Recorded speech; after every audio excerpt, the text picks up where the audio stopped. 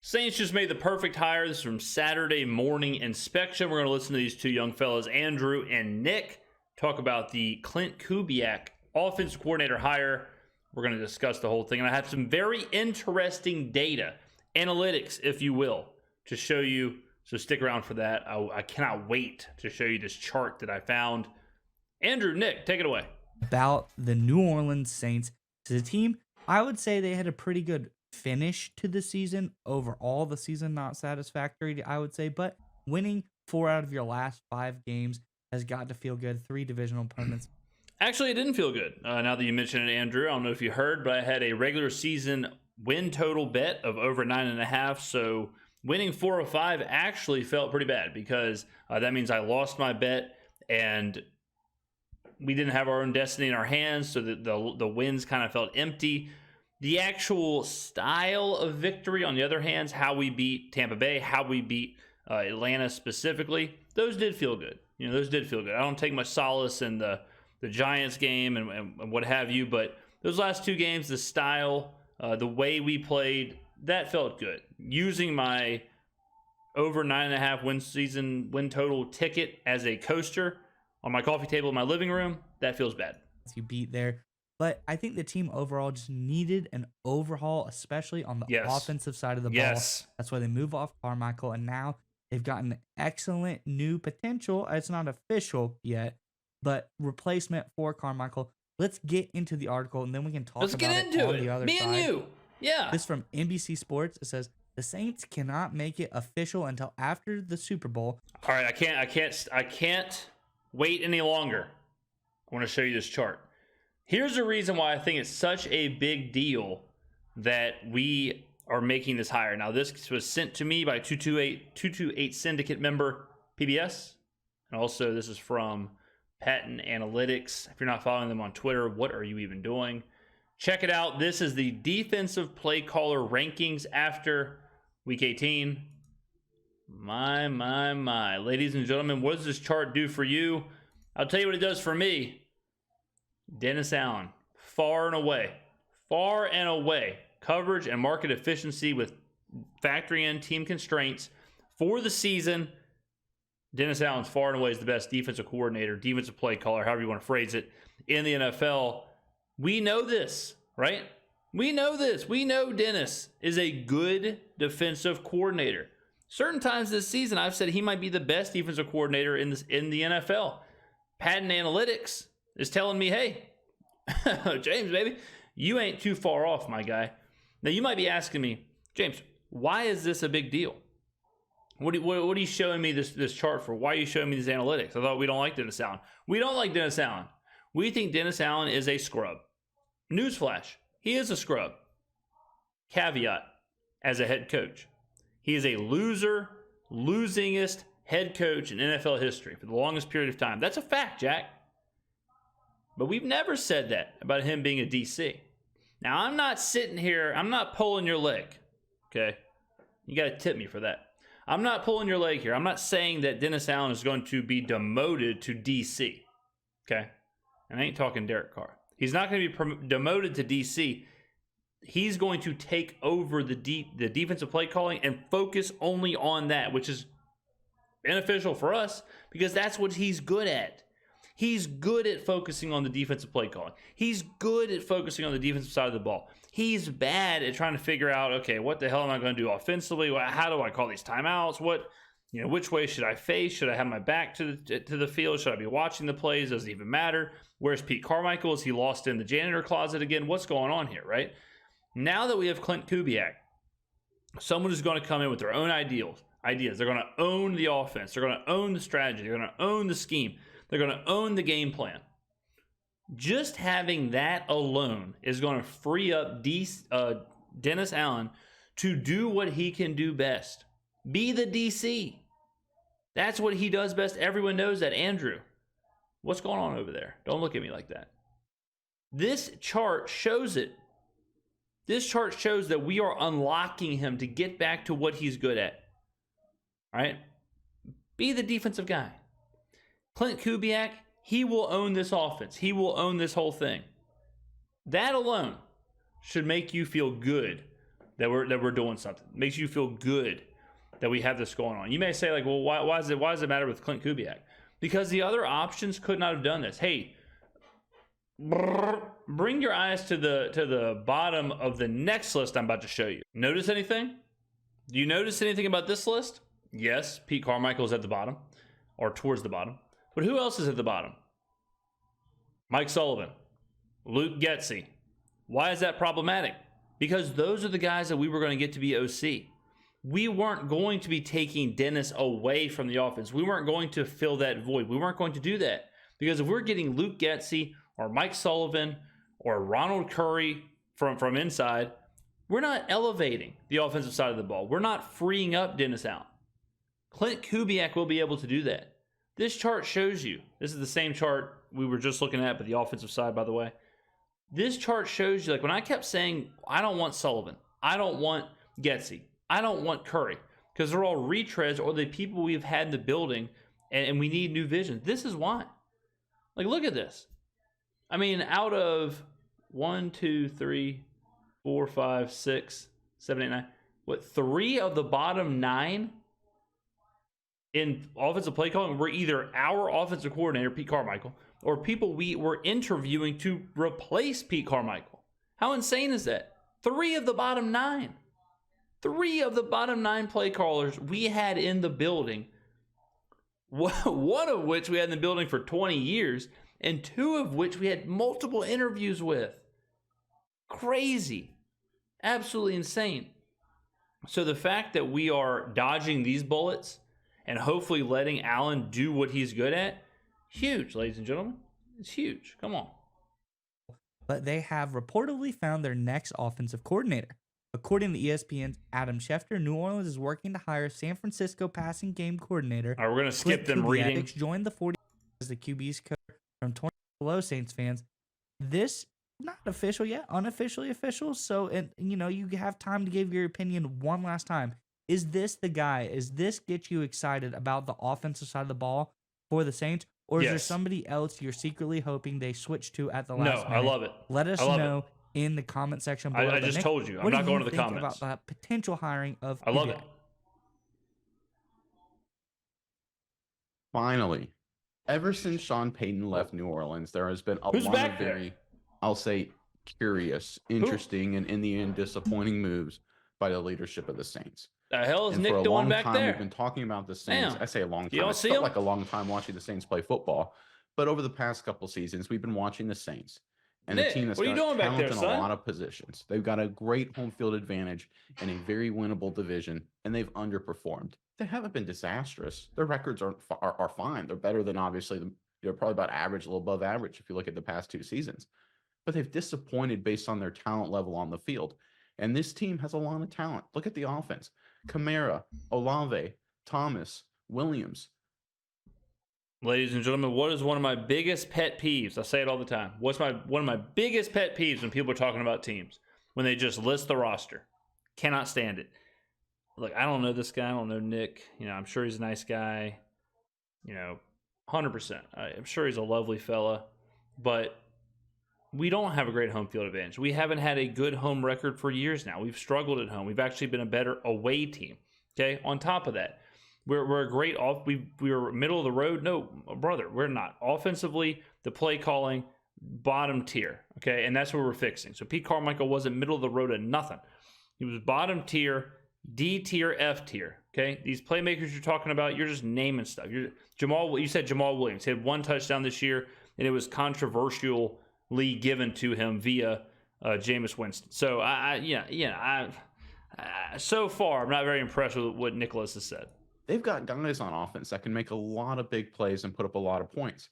They've got talent on defense as well. I think the defense is fine for the most part, with a few exceptions here and there. But this is a team that has just struggled to maximize that talent. Derek Carr has his issues, but he's more than enough to be a capable quarterback in the National Football League. He's proved it. But under Carmichael, it was clear this offense was really just trending down. The guy to replace Carmichael had to be a guy from a proven system, from a proven methodology. And there is one system in the NFL that has proven itself to be better and more consistently creating outstanding assistant coaches and later head coaches than the Kyle Shanahan system. Yeah, I mean, like you said, or like I've said, and like Nick just said, we needed that methodology, we needed a system, we needed a scheme, we needed a strategy. 100%. That's what we're getting. You know, we're injecting a rudderless ship with a rudder. You know, we have a plan now. We have a game plan now. That is imperative for this offense, imperative for this team. And I'll tell you this too. Now, I'm just kind of guessing. I'm just kind of throwing my opinion out there. You know, a lot of people talk about Derek Carr and how Derek Carr needs like certain things to be going on. He needs to understand the OC or understand the DC he's facing. And if he understands all those things, he can be really good. You ever stop and think it's hard to understand something that which does not exist? Thus, what? I mean, is this poetry or what? Thus, us not having a system would be problematic. The fact that we don't have a system to understand, the fact that we don't have a scheme to understand, the fact that we're not doing anything to understand might make it difficult on Derek Carr. Don't you think Derek Carr might just be the perfect quarterback for a system like the Shanahan system, like the Shanahan tree, like what they try and do? Isn't he like the absolute blueprint of the guy to latch onto a system, understand it to a T, and try and just work and operate inside of that system? The answer to that is yes. Derek Carr, I think, needs the methodology, the system, or the scheme. He needs that to be consistent more than anybody. Him and Kirk Cousins are like two quarterbacks that come to the top of my mind. Jared Goff too, where they need to work inside of a system, and they struggle when they get out of it. So just having that foundation for Carr has got to be a huge benefit to whatever we were doing this year. With the San Francisco 49ers. Don't believe me, let's look at the numbers. This past season, in terms of yards per completion, I love yards per completion as a statistic because to me it shows, okay, how many big plays are you generating on average in your offense, which I think has a lot to do with your scheme and your coaching and things like that. Number one, the San Francisco 49ers, Kyle Shanahan. Number two, Houston Texans, Bobby Slowick's their offensive coordinator, Kyle Shanahan system. Number three, Miami Dolphins, Mike McDaniel's their offensive guy. Where's he from? Kyle Shanahan. If you look at where the New Orleans Saints rank, 25th in the NFL. Horrific, horrible, disgusting. That's with a lot of talent. That doesn't get it done. Let's look at yards per attempt. Another statistic I like. It speaks a little bit more of efficiency along with the big plays you generate. Number one, the San Francisco 49ers, Kyle Shanahan. Number two, the Miami Dolphins, Mike McDaniel from Kyle Shanahan. Unfortunately, the Houston Texans aren't three, but they're four. Offensive coordinator Bobby Slowick, again, Kyle Shanahan.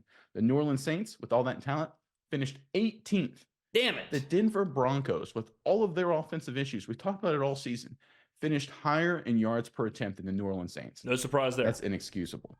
This was the right move to bring in a guy from the Shanahan system. Yes. I believe in Klint Kubiak. We talked about him earlier Same. this offseason as one of the sneaky under-the-radar candidates to be an offensive coordinator. Agreed. I love that the Saints picked him up. This was the big move the Saints had to make this offseason, and they went out and did it. Great job. Look, me and Nick got off on the wrong foot, okay? Because he really kind of picked it up at the end there, and I started to really agree with what he had to say. I like what you're saying, Nick, okay? First half, shaky at best, but you brought it full circle. Well done. Well done, Nick. Let's all get a round of applause in the comments, please, for Nick. Well done. Everything he said, 100% agree with. I think Kubiak is a slept-on candidate. I do think he is one of the better candidates.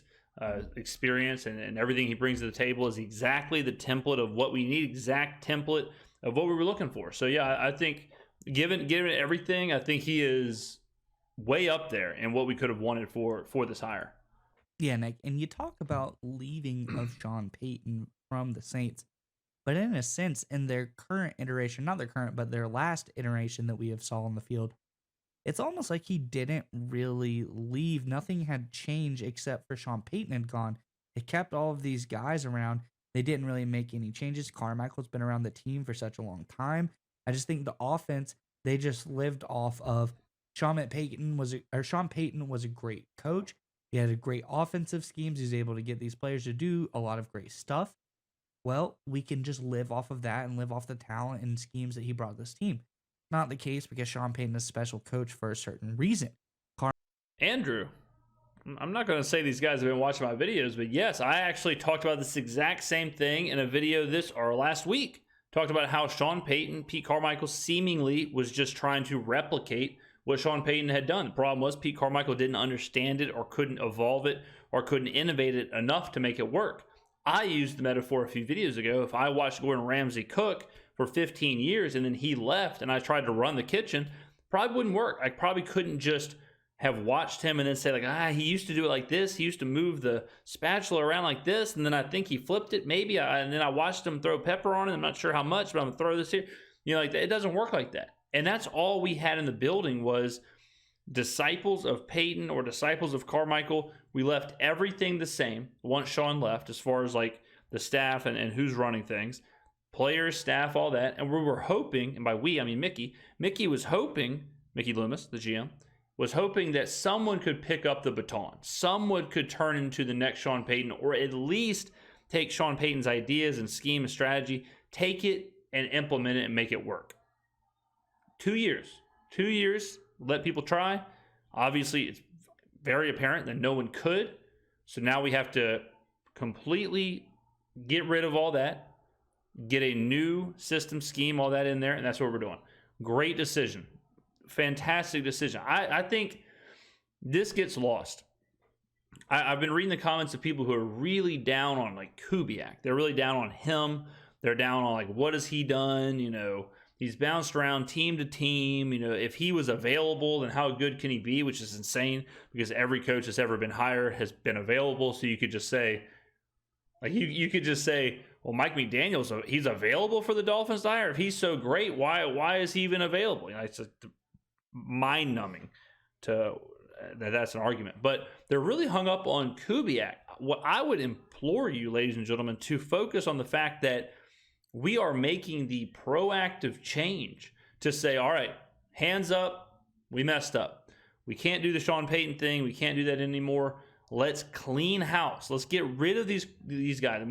Right now, the Saints, I think, have gotten rid of, 5 coaches. Carmichael, when Carmichael left, the wide receiver coach and the running back coach left. Doug Marrone is gone.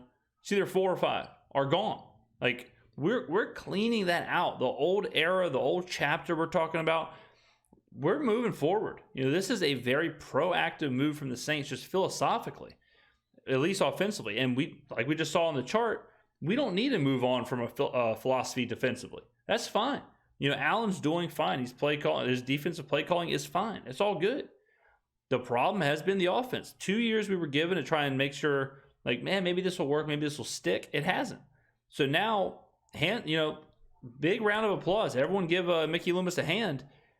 We have admitted, the front office has admitted it's time for a change. It's time for that next step. So they're bringing in youth, 36 years old. They're bringing in youth from the tree, from a Super Bowl. This will go out before the Super Bowl, but a Super Bowl competing franchise. It's bringing a new culture, like that alone should be celebrated. We can't get hung up on Kubiak as far as like his accomplishments and what the Vikings did in 2021. Who cares? I don't care at all. I don't care what they did or what Nathaniel Hackett's Broncos did. It doesn't matter. I'm just happy that we are taking the step.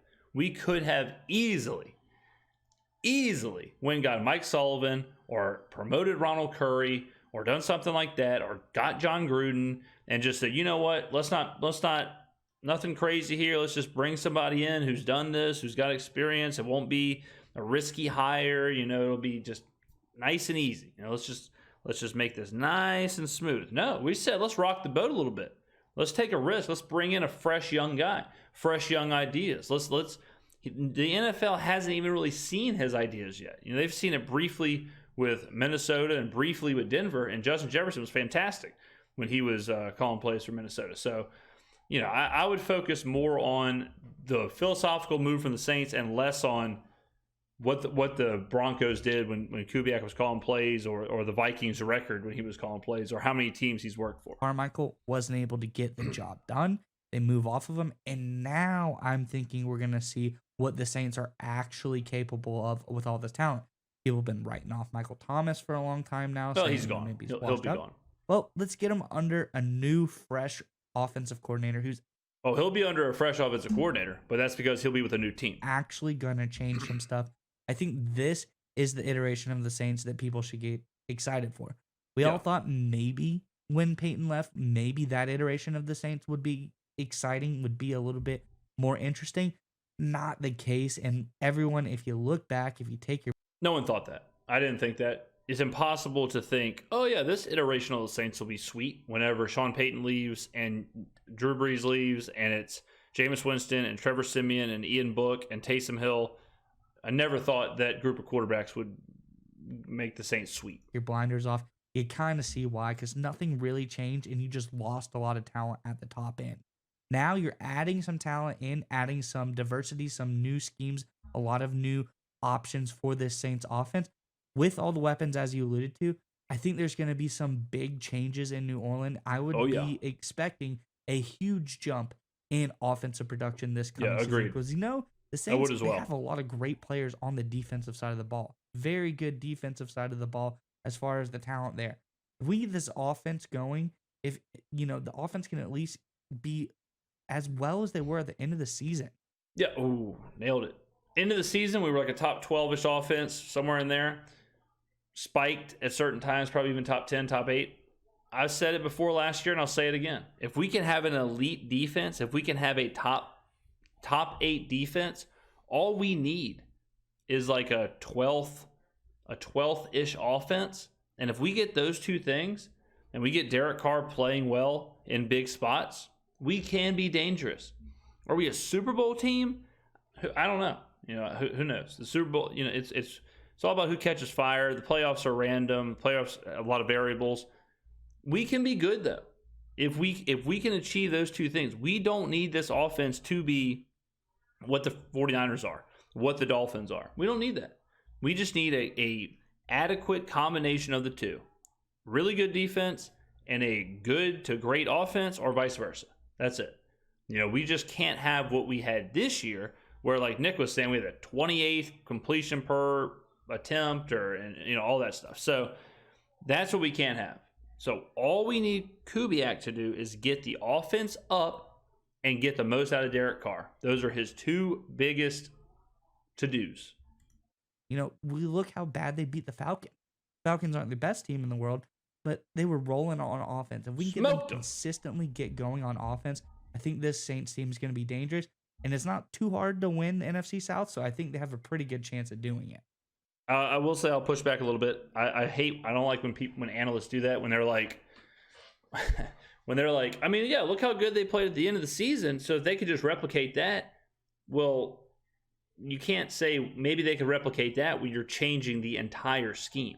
Like, they're not replicating any of that. Actually, we are applauding them for not replicating that. We don't want them to replicate how they played at the end of the season, because it's a brand new scheme, brand new identity, brand new plays, brand new play caller. So it's good that they played. I'm trying to think how I can phrase this so that people don't lose their minds in the comment section. It's good that they played better at the end of the year, but you kind of have to throw most of that out. You could hold on to it as far as like chemistry or just teammates or just kind of showing the intangibles of it, but as far as like how they played, the style and all that will change. It will have nothing. It will look nothing like how they played defensively. Defensively is the same, but offensively, I mean, like saying like, yeah, Derek Carr was kind of doing this, and this at the end of the year. Well, we got to hope that Derek Carr is going to do things completely different. So that is kind of a hard pill to swallow, where that improvement virtually means nothing as far as like what can roll over besides the intangible. So keep that in mind. And Miles, one of the things to focus on, and you brought up a great point, is that when Carmichael took over the reins as offensive coordinator fully with Sean Payton leaving, the offense didn't change. It didn't adapt. Yeah, and that's one of the things you have to do as an offensive coordinator. Yeah, evolve, if you're innovate designing schemes and setting up players to be successful. Shanahan and his acolytes have a system, but they tweak it. They change it all the time. For a long time, for example, Shanahan and it's all different. I mean, McVay's is different than Shanahan's, which is different than McDaniel's, which Kubiak's might be different than theirs. So yeah, I mean, and that's the point with Carmichael, and that's why no hate to Carmichael. But it was obvious that he couldn't do the job because he couldn't do that very pivotal step of evolving and innovating the system. I mean, you spend 15 plus years in a system, you should be able to tweak it, and he just couldn't do it. I mean, like the Miami Dolphins offense Very different than the 49ers offense, which is very different than the Rams offense. Same tree, same system, same however you want to phrase it, but you have to trust that the guy is, once they break off, they're good enough to keep it moving. San Francisco hated the shotgun. He does it a lot more these days. For a long time, Shanahan in San Francisco really focused on more 2 tight end sets, right? That's a lot of times what a lot of formations they like with under the Shanahan scheme. But they've shifted to more 3 wide receiver sets sometimes, right? They adapt to what defenses do to counteract the offense. That's honestly what Sean Payton did his long tenure with the New Orleans Saints. But Carmichael hasn't. He's been just static. Yeah, he's a scrub. Also, note, a lot of people have reached out and be like, hey, what do you think about Pete Carmichael going to Denver? I'll tell you this. What does it say about Pete Carmichael that Sean Payton brings him to Denver and he doesn't make him play caller? Think about that. Doesn't make him OC. Doesn't do anything. Just makes him whatever he is. He's an assistant offensive coach or an assistant, whatever the title they gave him. You got a guy who was your OC for 15 years, and you bring him over to your team who you're trying to improve, and you're trying to rebuild, and you're trying to get all these new, and you don't make him a play caller? That's all you need to know about Pete Carmichael's ability as a true offensive coordinator. Frustrating.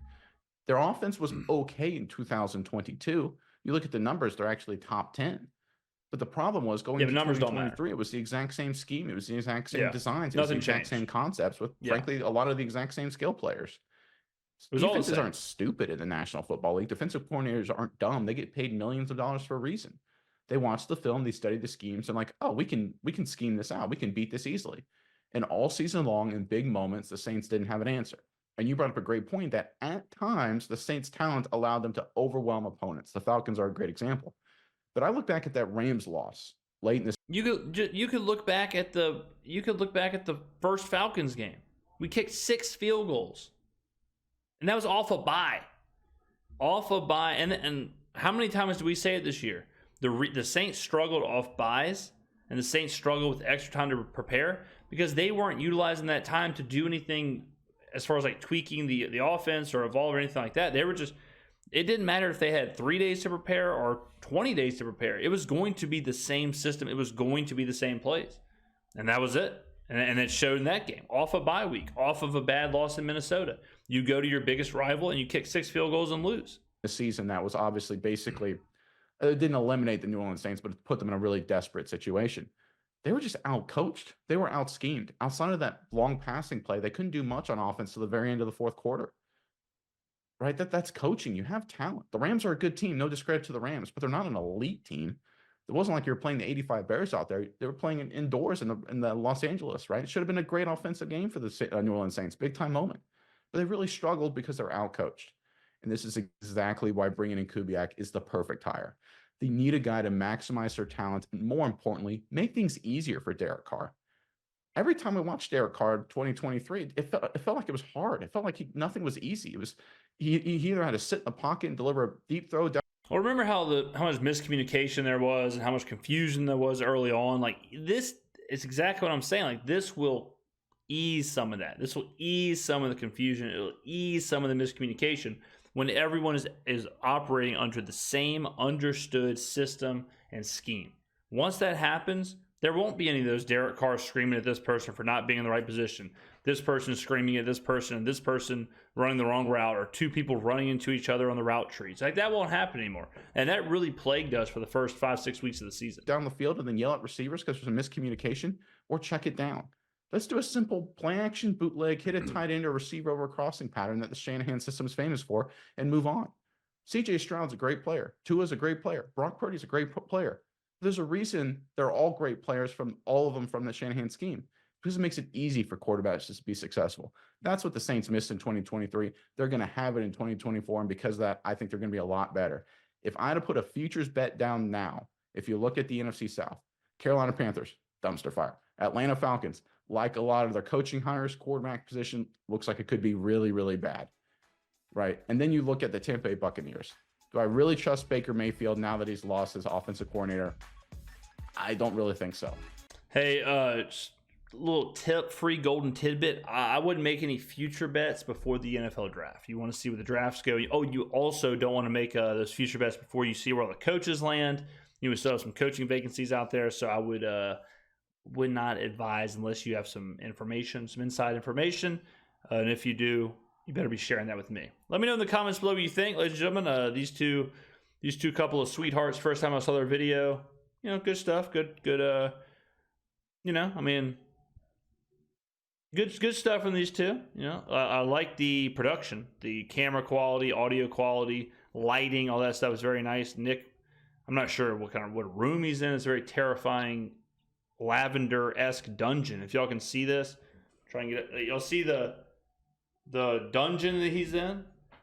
It's like if Grimace from McDonald built like a torture chamber or something. So questionable purple room he's in. Very not sure what's going on there. But I like these guys, so go check them out. Link will be down below. Thank you for watching. I will see you in the next video.